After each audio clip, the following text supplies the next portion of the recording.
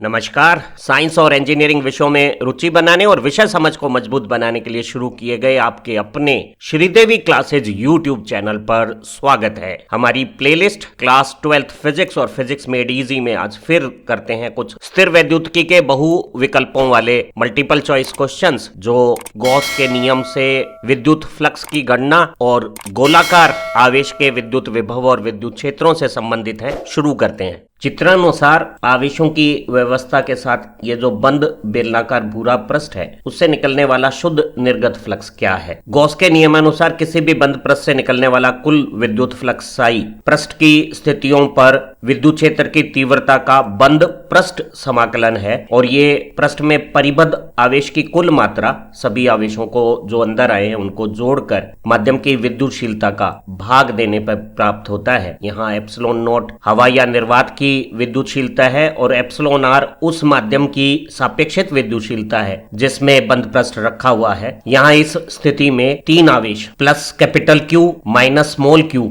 और ये जो रेखीय आवेश है जिसमें एकांक लंबाई पे लैम्ब्डा कूलॉम प्रति मीटर की दर से आवेश है उसकी एल लंबाई यहाँ पृष्ठ में अंदर परिबद्ध हो रही है। तो उस एल लंबाई का जो आवेश लैम्ब्डा एल है उसमें प्लस क्यू और माइनस क्यू को जोड़ने पर ये कुल परिबद्ध आवेश आ गया है और उसमें माध्यम की विद्युतशीलता का भाग देने पर ये दूसरा विकल्प हमारे इस भूरे बंद पृष्ठ से निकलने वाला शुद्ध फ्लक्स हो गया है। अगर कुल परिबद्ध आवेश धनात्मक प्रवृत्ति के हैं तो पृष्ठ से निकलने वाला फ्लक्स बाहर की तरफ धनात्मक प्रकार का होगा और अगर इस माइनस स्मॉल क्यू आवेश का मान अधिक होता, शुद्ध आवेश पृष्ठ में परिबद्ध ऋणात्मक प्रवृत्ति का होता तो पृष्ठ से फ्लक्स आने वाला होता और ऐसे पृष्ठ में अंदर आने वाले फ्लक्स को हम ऋणात्मक फ्लक्स कहते। अगर इसी प्रश्न में ये रेखीय आवेश नहीं होता, केवल प्लस क्यू और माइनस क्यू आवेश होते तो ये चौथे विकल्प के अनुसार पृष्ठ से परिबद्ध कुल आवेश हो जाता और अगर प्लस क्यू और माइनस क्यू नहीं होते, केवल एल लेंथ एकांक लंबाई पे लैम्ब्डा आवेश घनत्व के साथ अंदर होती तो ये तीसरा विकल्प हमारा सही उत्तर हो जाता। यहाँ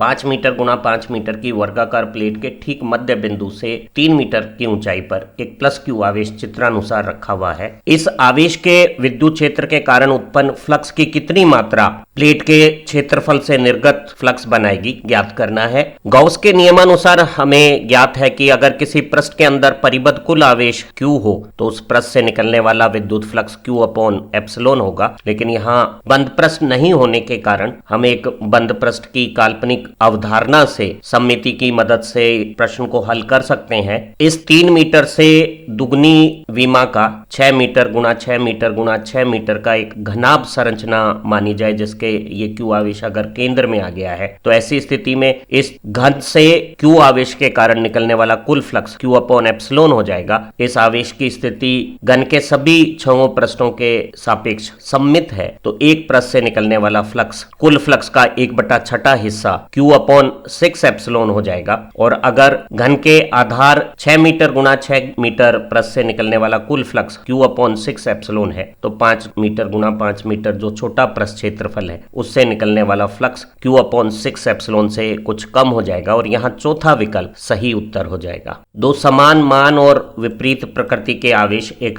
दृढ़ संरचना में काफी नजदीक बंधे हुए हो तो इस संरचना को एक विद्युत द्विध्रुव कहते हैं और अगर ऐसा एक विद्युत द्विध्रुव को बंद गोलीय पृष्ठ में रखें तो गोलीय पृष्ठ से शुद्ध निर्गत फ्लक्स और पृष्ठ पर ये जो स्थितियां हैं ABC उन पर विद्युत क्षेत्र की तीव्रता के बारे में सही कथन छांटने हैं। गॉस के नियमानुसार किसी बंद पृष्ठ से निर्गत फ्लक्स उसमें अंदर आए हुए कुल आवेशों के योग पर निर्भर करता है, वो आवेशों के वितरण पर निर्भर नहीं करता है और एक विद्युत द्विध्रुव के दोनों आवेशों का कुल योग 0 है तो ऐसी स्थिति में इस बंद पृष्ठ से निर्गत फ्लक्स 0 हो जाएगा। तो यहाँ पहले तीनों विकल्प में से कोई एक विकल्प विद्युत क्षेत्र की तीव्रताओं के आधार पर सही विकल्प दे देगा। लेकिन अगर एक विद्युत द्विध्रुव के विद्युत क्षेत्र को देखा जाए तो वो द्विध्रुव आघूर्ण के साथ थीटा कोण बनाते हुए किसी r दूरी पर इस गणितीय सूत्र के साथ ये चित्रानुसार स्वरूप रखता है और विद्युत बल रेखाएं धन आवेश से बाहर निकलती हुई ऋण आवेश पे प्रवेश करती हुई मुड़ती हैं और स्पेस में द्विध्रुव आघूर्ण से किसी भी दूरी और कोणीय स्थिति पर विद्युत क्षेत्र का मान सदैव उपस्थित रहता है। वो अपने समीप किसी भी स्थान पर 0 मान नहीं रखता है। यहाँ स्थान A विद्युत द्विध्रुव के द्विध्रुव आघूर्ण की अनुदिश अक्षीय D अक्ष पे स्थान है और यहाँ विद्युत क्षेत्र की तीव्रता अगर केंद्र से r दूरी है तो 2 kp/r³ होगी। इसी तरह से C बिंदु द्विध्रुव का लंब समद्विभाजक निरक्ष स्थिति है और निरक्ष पे विद्युत विभव तो शून्य होता है, लेकिन विद्युत क्षेत्र की तीव्रता द्विध्रुव आघूर्ण जो कि ऋण से धनावेश की तरफ होता है उससे ठीक विपरीत दिशा में kp/r³ मान का होता है। वो अक्ष पे समान दूरी a पे जो विद्युत क्षेत्र तीव्रता आ रही है उससे आधे मान का और विपरीत दिशा में स्वरूप रखता है। इसी तरह से B स्थान पर भी कुछ न कुछ विद्युत क्षेत्र की तीव्रताएं होंगी और C से परे यहाँ बल रेखाएं अंदर की तरफ प्रवेशित होने वाली हो जाएगी। और अगर हम सभी बल रेखाओं को गिनकर विद्युत फ्लक्स की गणना करना चाहें तो जो बल रेखाएं बाहर जा रही हैं उतनी ही मात्रा में बल रेखाएं अंदर आ रही है, इसलिए शुद्ध फ्लक्स शून्य हो जाता है। अतः यहाँ जो तीसरा विकल्प है गोलीय पृष्ठ से शुद्ध फ्लक्स तो शून्य है परंतु विद्युत क्षेत्र कहीं भी शून्य नहीं है, सही विकल्प है। यहाँ दो आवेश Q1 और Q2 के साथ एक बंद पृष्ठ दिखाया गया है। Q1 पृष्ठ के अंदर परिबद्ध है और Q2 पृष्ठ के बाहर है। इस पृष्ठ से निर्गत कुल फ्लक्स और पृष्ठ पर जो बिंदु A है उस पर विद्युत क्षेत्र की तीव्रताओं के संबंध Q1 और Q2 से ज्ञात करने हैं। तो गॉस के नियमानुसार किसी पृष्ठ से निकलने वाला शुद्ध फ्लक्स पृष्ठ के केवल अंदर आए हुए आवेशों के कुल योग पर निर्भर करता है। पृष्ठ के बाहर जो आवेश होते हैं उनका फ्लक्स योगदान नहीं होता है। तो पृष्ठ का जो कुल फ्लक्स है निर्गत वो केवल Q1 पर निर्भर करेगा, जैसा कि पहले दूसरे या चौथे विकल्प में दिया हुआ है। तो वो Q2 पर निर्भर नहीं करेगा क्योंकि Q2 आवेश की बल रेखाएं पृष्ठ पर अंदर और बाहर दोनों तरह का स्वरूप एक बराबर मान का रखेगी। बाह्य आवेश Q2 की विद्युत बल रेखाएं पृष्ठ पर अंदर और बाहर दोनों प्रकार के समान मान रखती है, इसलिए शुद्ध फ्लक्स योगदान बाह्य आवेश का शून्य हो जाता है। अतः इस बंद पृष्ठ से निर्गत फ्लक्स केवल Q1 पर निर्भर करेगा। वहीं पृष्ठ पर जो स्थान A है वहां विद्युत क्षेत्र की तीव्रताएं सभी आवेशों के विद्युत क्षेत्र योगदान का सदिश योग होगी और यहाँ A पर विद्युत क्षेत्र की तीव्रताएं Q1 और Q2 दोनों के योगदान से प्राप्त होगी। अतः ये जो दूसरा विकल्प है पृष्ठ से निर्गत फ्लक्स केवल Q1 पर और बिंदु A पर विद्युत क्षेत्र की तीव्रता दोनों पर निर्भर करेगी, सही उत्तर है। एक r त्रिज्या के ठोस चालक गोले पर कुल आवेश Q है और ये आवेश का वितरण गोले के पृष्ठ पे अधिकतम विद्युत क्षेत्र तीव्रता कैपिटल E KQ/R² या 1/4πε/Q/R² बनाता है। इस गोलीय आवेश से गोले के केंद्र से r/2 यानी अंदर की स्थिति और 2r यानी बाहर की स्थिति पर विद्युत क्षेत्र की तीव्रताओं के मान बताने हैं। एक चालक गोले पे संपूर्ण आवेश केवल बाह्य सतह पर वितरित होता है और अगर वो गोले जैसी सममिति रखती है तो संपूर्ण आवेश पूरे गोलीय पृष्ठ पर एक समान पृष्ठ आवेश घनत्व के साथ वितरित हो जाएगा और गोलीय ठोस आयतन में अंदर किसी भी स्थिति पर आवेश नहीं रहेगा। विद्युत क्षेत्र की तीव्रता का स्रोत आवेश है और क्योंकि चालक गोले में अंदर कहीं भी आवेश नहीं है, ऐसी स्थिति में अंदर की किसी भी स्थिति पे विद्युत क्षेत्र की तीव्रता शून्य रहेगी। तो r/2 दूरी पर विद्युत क्षेत्र की तीव्रता शून्य है। वहीं सभी बाह्य परीक्षण बिंदु के लिए गोलीय आवेश संपूर्ण आवेश को केंद्र से केंद्राभित करके संपूर्ण गोलीय पृष्ठ आवेश कैपिटल Q है उसको केंद्र पर एक बिंदु आवेश जैसा मानते हुए व्यवहार करता है और एक Q आवेश से किसी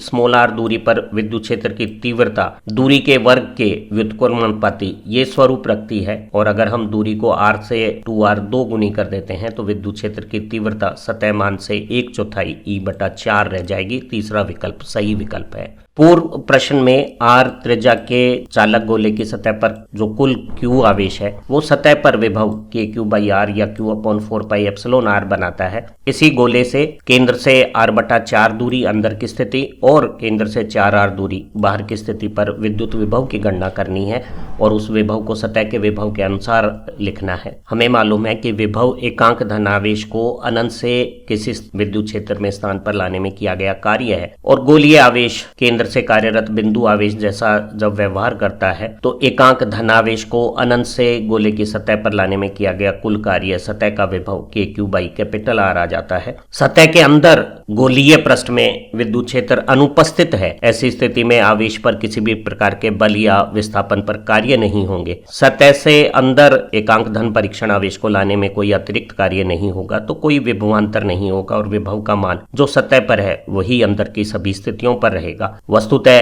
गोलीय पृष्ठ एक समविभव पृष्ठ जैसा व्यवहार करेगा और इसकी सभी आंतरिक स्थितियों पर विभव का मान r/4 पे भी सतह के विभव v के बराबर होगा। ये चौथा विकल्प। गोलीय आवेश के कारण सतह के बाहर किसी दूरी r पर विभव का मान दूरी के वर्ग के व्युत्क्रमानुपाती होगा और वो kq/r स्वरूप रखेगा। लेकिन ये r दूरी गोले के केंद्र से नापनी होगी। अगर ये r दूरी 4r गोले की त्रिज्या से 4 गुनी हो तो विभव का मान सतह के विभव से 1/4 जैसा कि यहाँ चौथे विकल्प में दिया हुआ है वो स्वरूप ले लेगा। तो यहाँ चौथा विकल्प सतह के अंदर सभी जगहों पर विभव सतह के बराबर v और बाहर दूरी के व्युत्क्रमानुपाती स्वरूप से विभव के मान में परिवर्तन इंगित कर रहा है। यहाँ परस्पर विलगित दो चालक गोले जिनकी त्रिज्या 3 मीटर और 4 मीटर है उन पर क्रमशः Q1 और Q2 आवेश है। अगर दोनों चालक गोलों को एक पतले चालक तार से जोड़ा जाता है और इस तार में आवेश प्रवाह नहीं होता तो गोलों की सतह पर जो आवेश Q1 और Q2 है उसमें सही संबंध क्या है। यहाँ एक गलत विकल्प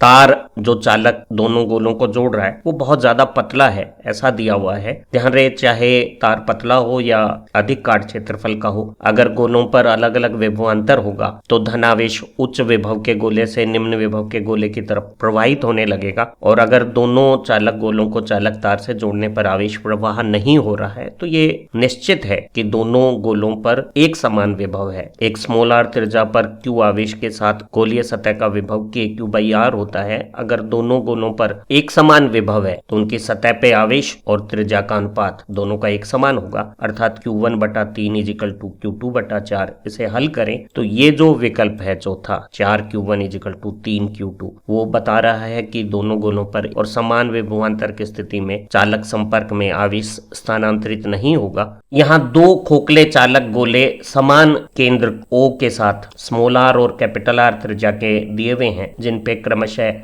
q और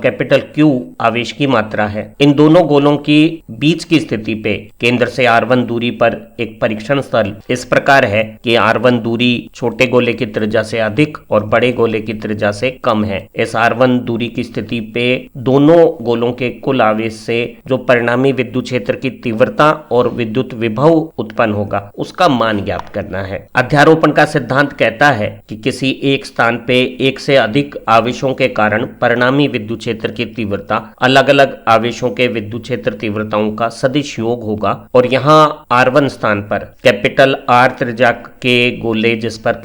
Q आवेश है उसका विद्युत क्षेत्र प्रभाव 0 होगा क्योंकि एक गोलीय सतह पर संपूर्ण आवेश बाह्य सतह पर वितरित होता है और ये एक समान रूप से वितरित गोलीय सतह का आवेश सभी आंतरिक स्थितियों पे परिणामी विद्युत क्षेत्र की तीव्रता को 0 बना देता है। तो इस Q आवेश का R1 दूरी पर कोई विद्युत क्षेत्र तीव्रता प्रभाव नहीं होगा और R1 स्थान पर विद्युत क्षेत्र केवल छोटी r त्रिज्या के q आवेश द्वारा ही उत्पन्न होगा। एक गोलीय आवेश सभी बाह्य परीक्षण स्थितियों के लिए केंद्र से कार्यरत बिंदु आवेश जैसा व्यवहार करता है। तो q आवेश अगर केंद्र बिंदु O से कार्यरत हो तो इससे R1 दूरी पर विद्युत क्षेत्र की तीव्रता kq/r1² यहाँ प्रथम और द्वितीय विकल्प सही विकल्प हो सकते हैं क्योंकि R1 दूरी पे Q का विद्युत क्षेत्र तीव्रता प्रभाव 0 है और q आवेश केंद्र से कार्यरत बिंदु आवेश की भांति k/r1² विद्युत क्षेत्र तीव्रता उत्पन्न करेगा। इन दोनों में से सही विकल्प R1 दूरी पर विभव मान ज्ञात करके निर्धारित करते हैं। विभव के लिए भी हम अध्यारोपण का सिद्धांत इस्तेमाल करेंगे अर्थात R1 दूरी की इस स्थिति पे परिणामी विद्युत विभव R त्रिज्या के Q आवेश के विद्युत विभव और r त्रिज्या के q आवेश के विद्युत विभव का अदिश योग होगा। R त्रिज्या पर जो कुल Q आवेश है वो आंतरिक स्थितियों पे कोई विद्युत क्षेत्र नहीं बनाता है और अनंत से एकांक धन आवेश को इसकी सतह पर लाने में जो विभव मान आएगा वही विभव आंतरिक सभी स्थितियों पर होगा। तो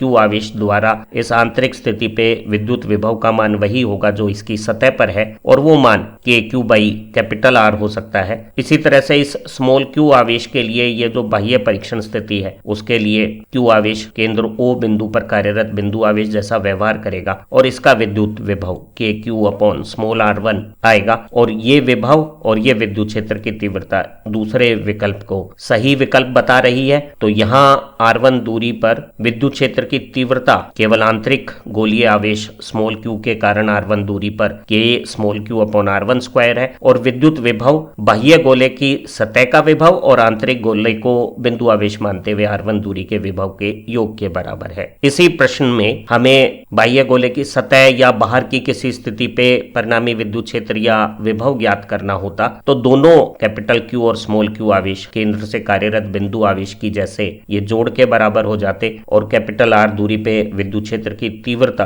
के दोनों आवेशों का जोड़ अपॉन आर स्क्वायर हो जाता और विभव का मान के दोनों आवेशों का जोड़ डिवाइडेड बाई आर हो जाती। अगर ये दूरी बाह्य गोले से बाहर किसी स्थान की होती तो वहां केंद्र से वास्तविक दूरी रखकर हम इसी तरह से विद्युत क्षेत्र की तीव्रता और विभव की गणना कर सकते थे। दोनों गोलों के कारण इन आंतरिक स्थितियों पर कहीं भी विद्युत क्षेत्र उत्पन्न नहीं होगा। इन आंतरिक स्थितियों पे ना कैपिटल क्यू कोई विद्युत क्षेत्र योगदान करेगा, ना ही स्मॉल क्यू आवेश कोई विद्युत क्षेत्र योगदान करेगा। तो केंद्र बिंदु O या आंतरिक गोले की अन्यत्र किसी स्थान पर परिणामी विद्युत क्षेत्र शून्य होगा और विद्युत विभव का मान प्रत्येक गोले की आवेश से जो उसकी सतह पर विभव आ रहा है उन विभवों का योग होगा। तो आंतरिक बिंदु O पर विद्युत क्षेत्र की तीव्रता शून्य और विभव का मान अलग अलग गोलीय सतह के विभव के योग के बराबर होगा। हमें A वर्ग मीटर क्षेत्रफल की दो समांतर चालक प्लेटें दी हुई है जिन पर क्रमशः प्लस क्यू और माइनस क्यू आवेश है। दोनों समांतर प्लेटों के बीच की दूरी स्मॉल डी में एक परावैद्युतांक माध्यम जिसकी सापेक्षित विद्युतशीलता या परावैद्युतांक स्थिरांक एप्सिलॉन आर है उसे भरा हुआ है। इस परावैद्युतांक माध्यम में विद्युत क्षेत्र की तीव्रता का मान ज्ञात करना है। चालक प्लेट जिसका क्षेत्रफल कैपिटल ए है उस पर कुल कैपिटल क्यू आवेश पृष्ठ आवेश घनत्व सिग्मा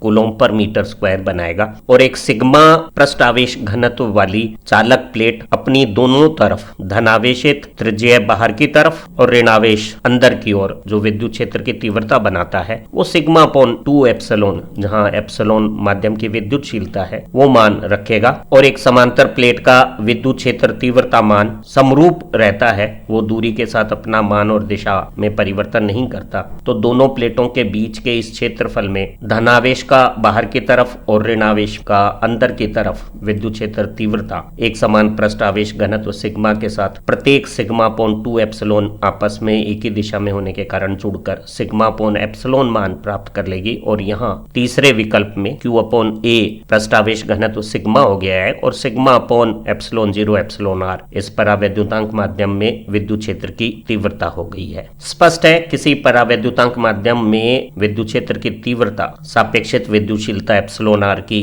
व्युत्क्रमानुपाती प्राप्त होती है। गोलीय आवेशित सतह हेतु कुछ अलग तरह के प्रश्न के साथ आज की लर्निंग वीडियो समाप्त करते हैं। हमें एक समान आवेशित छोटी बूंदों की सतह पर विद्युत विभव का मान 60 वोल्ट दिया हुआ है। यदि ऐसी 27 छोटी बूंदों से मिलकर एक बड़ी बूंद बना दी जाए तो उस बड़ी बूंद की सतह पर विभव का क्या मान होगा ये ज्ञात करना है। तो अगर छोटी बूंद की त्रिज्या स्मॉल r है तो एक बूंद का आयतन 4/3 पाई r क्यूब होगा और ऐसी n बूंदें, यहाँ n का मान 27 लिया जा सकता है, जुड़कर जब एक बड़ी बूंद बनाएगी तो बड़ी बूंद की त्रिज्या कैपिटल R 4/3 पाई r क्यूब आयतन रखेगी और समान घनत्व के साथ बड़ी बूंद का आयतन n छोटी बूंदों की आयतन के बराबर हो गया है और इस संबंध से हम बड़ी बूंद की त्रिज्या को छोटी बूंद की त्रिज्या के साथ n की घात 1/3 के साथ समझ सकते हैं। निश्चित है छोटी बूंद की सतह पर विभव का मान दिया हुआ है तो एक छोटी बूंद जिसकी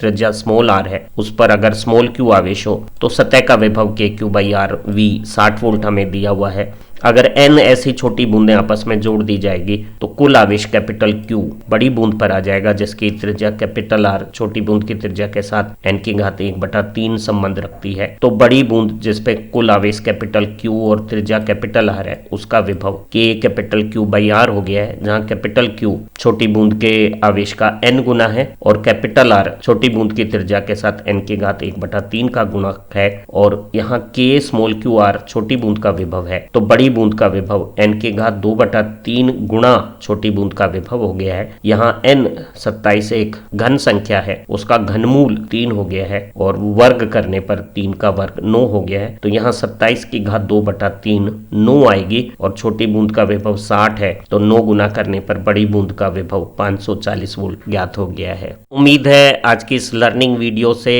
परीक्षाओं में आने वाले अति महत्वपूर्ण 10 विविध प्रकार के प्रश्नों की मदद से गॉस के नियम से फ्लक्स की गणनाएं और एक गोलीय आवेश से विद्युत क्षेत्र की तीव्रताएं और विभव की गणनाएं किस प्रकार की जाती है, ये बात आपको अच्छी तरह से समझ में आ गई होगी। हमारी इसी प्लेलिस्ट की दूसरी लर्निंग वीडियो और दूसरी प्लेलिस्ट की वीडियो से आपकी विषय समझ बेहतर बनेगी और परीक्षाओं में अधिक अंक प्राप्त होंगे। इन्हीं उम्मीदों के साथ फिर मिलते हैं एक नई लर्निंग वीडियो के साथ। हमारी सभी लर्निंग वीडियोस को देखने और सराहने के लिए आपका बहुत बहुत धन्यवाद।